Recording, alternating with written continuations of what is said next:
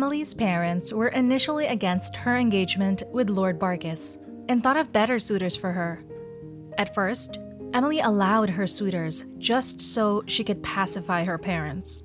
And at first, the Bradshaws were pacified as their daughter entertained and showed some interest in better men.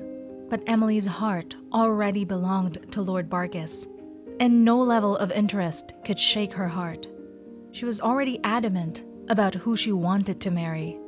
But there was one suitor who nearly swayed her off her feet into marriage way before Lord Barkis came into the picture. And that suitor was none other than George Emerson. The Bradshaws has been friends with the Emersons for as long as Emily remembers. George's father is actually the family's financial lawyer. And monthly, the two families would meet. And of course, as bother George and Emily were still too young, according to their folks, they were usually shooed out to the gardens. It was in the garden that George confessed and promised to marry Emily once he graduates from Law University in Italy. Shut your eyes a little and rest today. Relax your curled up body. She was delirious after a night of escapade with George, and what she thought was an exhilarating night turned out to be a nightmare. The alcohol consumed him. Gone is his confident stature. Gone is the quiet voice lulling her to calmness. Gone are the gentle touches. Gone is the gentleman that swept her off her feet.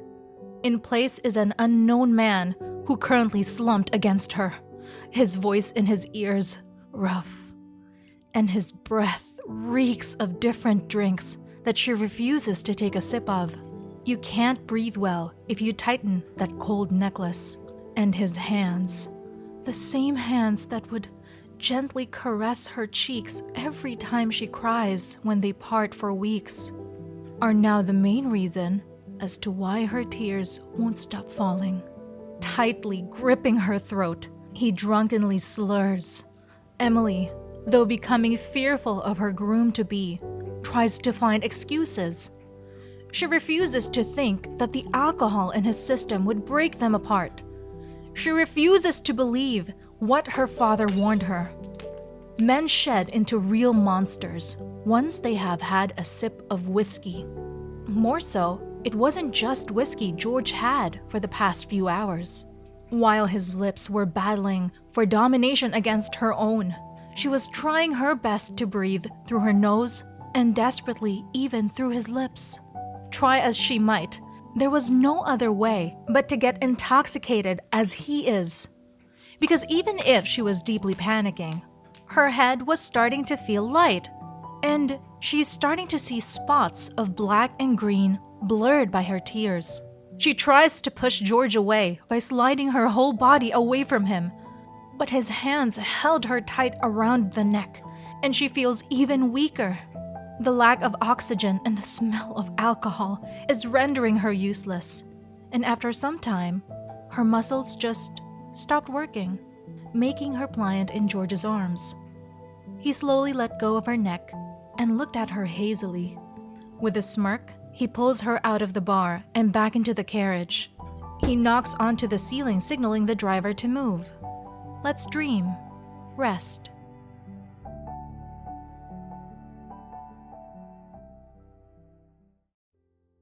Kitchen duties were secretly her weakest pursuit. But people assumed that Emily was like her mother. Although the maids personally take some time off to teach her their ways, Emily still could not hold a knife, let alone a butter knife. Her hands would start shaking uncontrollably as her thoughts conjure up images of blood. And even before she could successfully slice, she could already taste something metallic. But of course, those were all in her imagination. No one knew what to make up of that fact, though. The Bradshaws refused to even admit Emily to a hospital. "My daughter is not a lunatic!" Mr. Bradshaw screamed at the top of his lungs as Mrs. Bradshaw suggested getting Emily checked. So the talk of getting checked by some quack doctor was thrown out the window and never mentioned again. But this also meant that Emily's kitchen escapades are no more. Would I ever become a wife to you, Sir George? Emily quietly sips on her tea the morning after her drunken night with George, pretending that her incapabilities to hold a kitchen knife taunted his violent reaction last night. Flashbacks from nights ago plague Emily's mind. Whom she thought was Sir George turned out to be a complete masked monster. He grooms himself so well. But mere intoxication cracks his mask, and though George promised Emily never to harm her again, she cannot fathom thinking of a future with him. One drunken night can turn into many more drunken escapades. What of Emily's sanity left if she allows more cracks in his mask? People, especially Emily's parents, would believe George if everything goes downhill with their blooming relationship. Who would believe a lady after all? More so, why would her parents believe her when they think that their own daughter has gone loony? But she pushes all thoughts away for the meantime. As the curtain call rings loudly, Emily couldn't risk getting distracted. She practiced day and night for her first solo recital. And, deep inside, she hopes that after tonight, she wakes with a new suitor to entertain and maybe marry. A knock interrupts her daydreaming. Miss Emily, the first act is starting in a minute. Coming! Tears falling down. I'm falling. There are still days left until Sir George comes back for a visit, but news travels anytime. And this certain news definitely did not wait for Sir George's monthly visit. It just came crashing one peaceful day, shattering Emily's hopes of a future perfectly in love. Emily, you could still marry Sir George. I'm pretty sure it was a mistake. Mrs. Bradshaw literally ran in on Emily while she was having her morning piano lessons. What are you talking about, Mother? Mistake? The house was in an uproar. Mr. Bradshaw was currently in a call with Mr. Emerson, talking in a hushed tone. But his eyes were intensely looking at his daughter. Emily did not know what to make of this. Turning back and sitting back down, Emily continued her piano lessons, as if her mother never barged in, nor was her father still glancing back once in a while at her direction. She played softly at first, her mind in utter confusion. But as the whispers were getting louder, the gentle music turned into an agonized sound. The maids stopped whispering in the halls as Emily played her hurt heart out. Sir George was seen with another woman, drunk and getting intimate at some bar. Gonna erase these two letters. Us. Hello? Who's this on the line? A woman's voice answered as Emily called the Emerson household one early morning. Oh, is Sir George home at this moment? I'm afraid he is currently out on business with his father, the woman informed her. May I get who this is so I may tell my George to call you back? Emily Bradshaw, his betrothed. Confidently, Emily replied, but soon anxiety took over as she was met with a gasp, followed by a deafening silence. Betrothed, you say, miss?